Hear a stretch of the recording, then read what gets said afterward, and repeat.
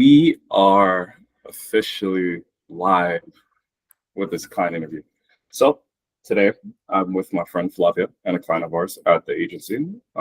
Flavia is actually an interesting person. She's one of the biggest, I would say, Islamic women creators currently in the space. Is that crazy for me to say? Yeah, it's a little crazy. I mean, like, So lie, I'm flattered. lie, take it. I give Thank you you. that compliment. Take it. You know what I mean? You have an astonishing what, like 300K on TikTok right now? How much? Yeah, Alhamdulillah. 300K.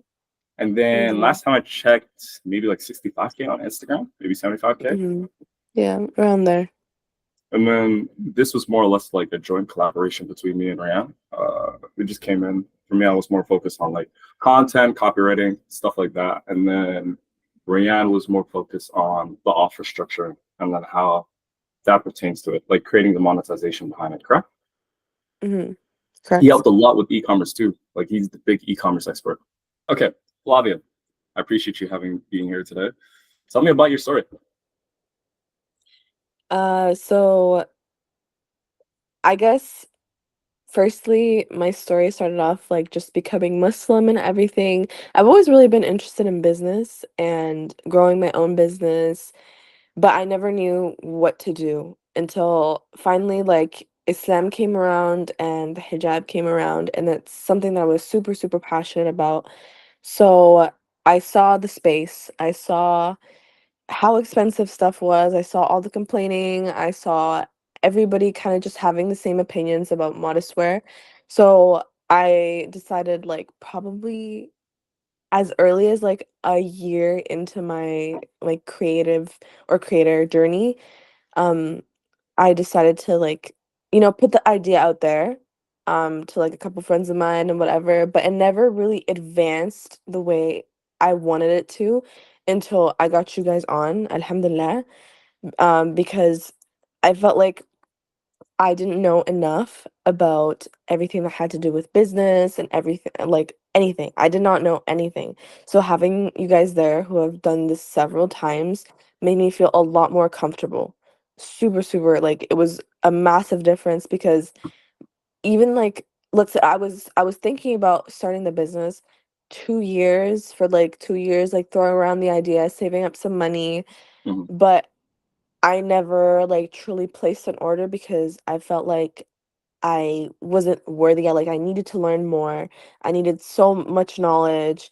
But alhamdulillah, like when you guys came around, that made me feel like more comfortable to just launch everything and more organized. Alhamdulillah. So yeah, Alhamdulillah. that's pretty much my journey with this. Alhamdulillah. I appreciate that, man. I appreciate that. One of the questions I wanted to ask too is like before you started the brand, or actually a little bit after you started the brand, what were like the main things you're struggling with before we came in? You know what I mean? The main things were, like I said before, probably like just getting comfortable and not knowing what to do at first. And then once you guys started explaining everything, it was kind of clicking, and then I was starting to get it more, right? And then I was also struggling with just the organization of everything and being a creator. Like I don't want to be thinking about like for example emails or anything else that has to do from creating. And then Yeah, Rayanne specifically told me that, and I was like, that's true because that's what I do, and I'm not used to doing the rest of behind the scenes things, and that's yeah. why I'm having such a hard time getting comfortable with all of this. So especially with like content creation, like it helped getting like some ideas flowing around like promotional stuff and everything with you Yeah. guys, and alhamdulillah. Alhamdulillah. Even like coming from a perspective as like there's a term being thrown around later as a growth operator. Even in this space, I feel like creators' main jobs are not to like run businesses and stuff like that. Obviously, they can. Don't get me wrong, but it's like typically the best partnerships I've seen is like the creators focus on creating like good content, and then the operators focus on operating the business and helping you scale up. You know what I mean? Like, do you agree or hmm disagree? And you just highlighted that actually. Yeah, I agree because even now, like my dad was saying to me, since inshallah I'm gonna go back in school in September, Inshallah. he was telling me, Flavia, what are you gonna do with the business that you've created, like I want you to keep running it because this is a great opportunity for you to grow, and but you're gonna have no time on your hands because I'm doing an accelerated program, so it's gonna be like 10 hours every single day grinding. So he was questioning me, like, what are you gonna do with all of this? And I told him honestly, like, I don't know. And he was even telling me, like, you know what, I can help, or like we can hire someone. Like, even that part of just like physically, you know, getting the products out there and everything for creators, it's a lot. And now, like, on top of like creating, I'm gonna have to go to school. So like those are two things. And I can create about my life, and I create, and people are still gonna view it, Hmm. and you know, I'll have the same access, I'll have the same ideas, but on more work on top of my schoolwork is going to be just a heck ton of things to do. And even more so if I have to do like emails or like, you know, anything else that has to do with the behind the Yeah, scenes things. like generating content ideas, writing the Ex- scripts, stuff like that, um ideation. exactly. Yeah, a lot. I get that, and I appreciate that insight too. The next question I want to ask specifically too was like, I know we talked a little bit like how Rianne helped in, but like specifically my expertise and how I helped in when it came to running your or helping you with your business, like on the content and slash copywriting sides. Like Mhm. specifically, how was that? You know what I mean? I found it so nice. Like when I was getting, well, I wasn't reading the emails to be Yeah, honest. yeah, But my friends were sending me the emails and they were like, "Oh, Flavia, like this is so good." Like they were like, "Oh my God, I'm so impressed," and everything. yeah, And I was just like, I was looking and I was like, "Dang, like yeah, no, they're doing a really good job." Because I was yeah, so involved in like everything else that had to do with like packaging and like yeah. getting everything set up, and everything was so like confined to just a week. So Hmm. alhamdulillah, you guys got the copywriting and everything down as well as like the content. If I hadn't had like the little organization of the content, or like the ideas in general, because it was so close to my nikah date, it Hmm. was hard to keep track of what I should be doing, because like, you know, you're in the honeymoon phase, like all you want to do is talk to Even your husband or whatever, but no, that keeps yeah. you on track. So alhamdulillah, I found it super helpful. Alhamdulillah. And I appreciate that too, you know. The thing I also wanted to talk about next was the numbers we achieved. Let's not go to specifics because again, Hmm. we can talk specifics when it comes to like view count, stuff like that. But when it comes to the actual run number, we'll just keep it in the figure range. We helped Hmm. Flavia achieve the 6-figure run rate with her brand. Alhamdulillah, It with two was launches in two. alhamdulillah, it was so crazy. I Yeah, just alhamdulillah, I even have my dad's reaction, inshallah. Maybe I'll show that later, but yeah. it was crazy, alhamdulillah. So talk to me about that. How did you feel seeing those like numbers go up? I know for two of the videos inside the content idea, they one of them really blew up, the manufacturer idea, because the guy, she'll explain what the guy did. It was so funny. That blew up on TikTok and Instagram. And then the other one was remember the hand idea before the nikah? Oh yeah, yes. Yeah, those two really blew up. So just let's talk about the numbers on the aspect and like even how you felt seeing all of those numbers, just like revenue and view count. Like the dopamine must have been insane. I'll be honest with you. Yeah, to be honest, the the views, like, I'm not gonna lie, not Mhm. like being a creator for so long, it does like numb you to the amount of views. But I seen those views and I was like, dang, like mashallah, tabarakallah, alhamdulillah. And it's all by the grace of Allah subhanahu wa ta'ala this is possible. And as well as like the numbers and everything, it was crazy. Like immediately when I was the first day of launch, I went into sujood. I was like, oh my gosh, this is crazy. I was mind blown. Mhm.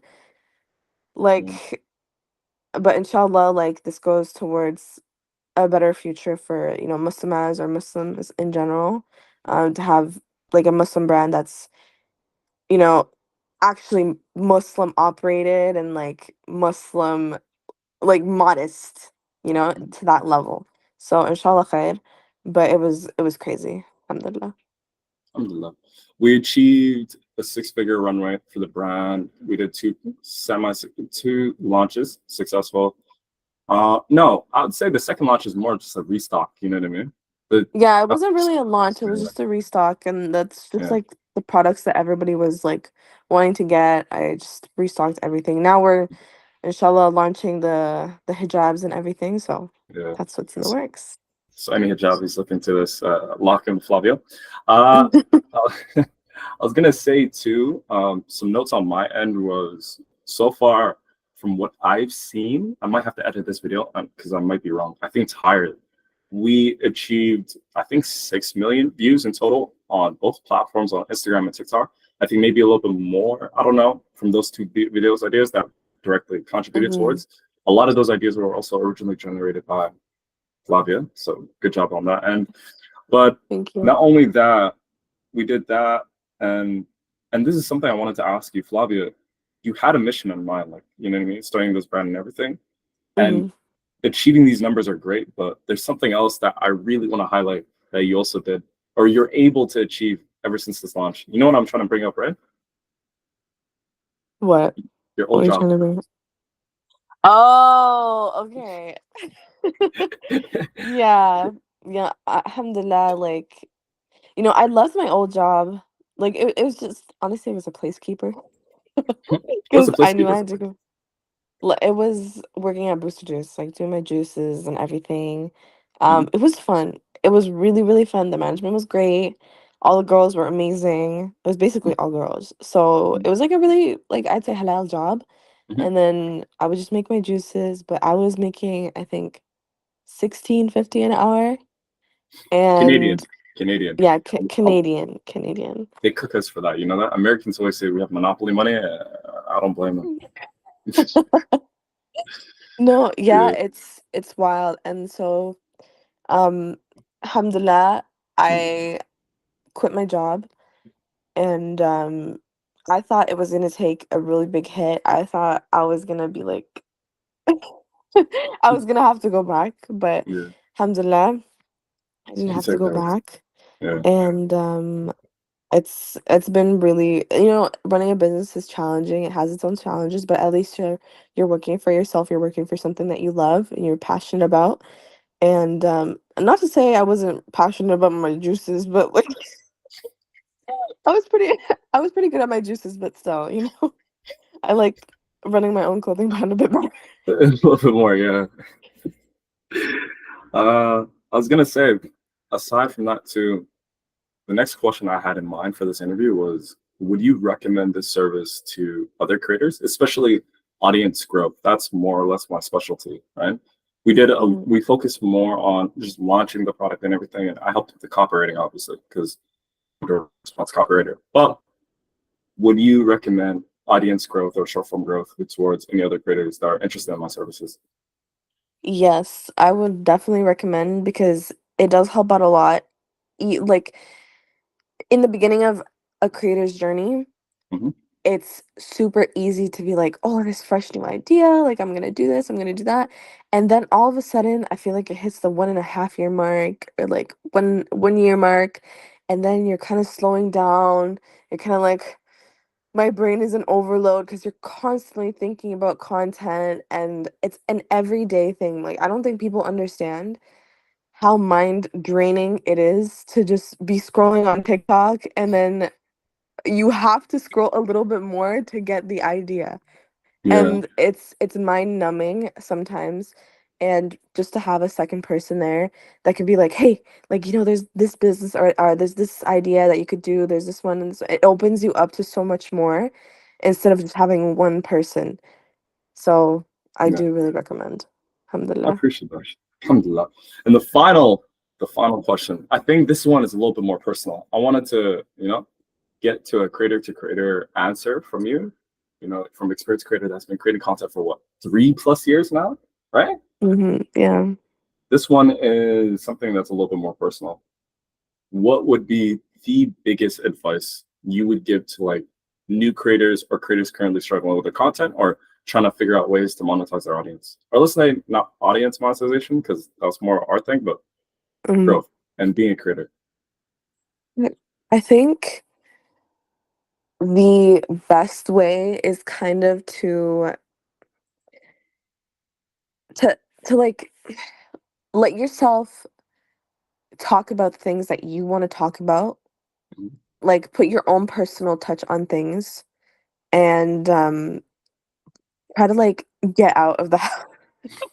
This might be this might be like hard, but like a lot of Yeah, us are stuck indoors and everything, and I feel like going outside, taking a walk, especially as a Muslim creator, yeah, it's like it refreshes your mind because we're constantly looking on TikTok and looking on Instagram for new ideas to create and everything. But sometimes the best way to like get something is just to embrace your own thoughts because we're constantly bombarded with other people's thoughts on the internet. It's good to just step outside and have your own thoughts. You know what I mean? yeah. TDLR, go touch some grass. Yeah, exactly. Aside from that, Flavia, I appreciate you. This kind of concludes our client interview. There's not much I want to ask, but there is one more thing actually. Mhm. Flavia, where can they catch you? Where can they, get a nice hijab, niqab, maybe next abaya, and what's next for you? You guys can get your Muslim wear, Muslim needs, inshallah, valoresdeflavia.com or just search Valores. It'll pop up. Inshallah. Inshallah. SEO's unlocked. SEO's unlocked. Inshallah. But yeah, what's Yeah, next? Inshallah growing the brand. yeah. Inshallah having a lot more people get accessible Muslim wear and yeah, inshallah that's the goal. Hey, where's the ads? What's the ad, man? They gotta know. They gotta find you, man. The Mm-hmm.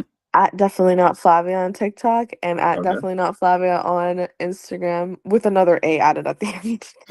I guess the other one was taken. Yeah. Well, that concludes our client interview. Flavia, I appreciate you for your time for today. Sincerely, you're one of the best creators we're currently working with. And inshallah, I'm very excited for your growth. I can say the same for Ryan. I can say for the others. I guarantee you, you probably see the same future for yourself too. Am I wrong?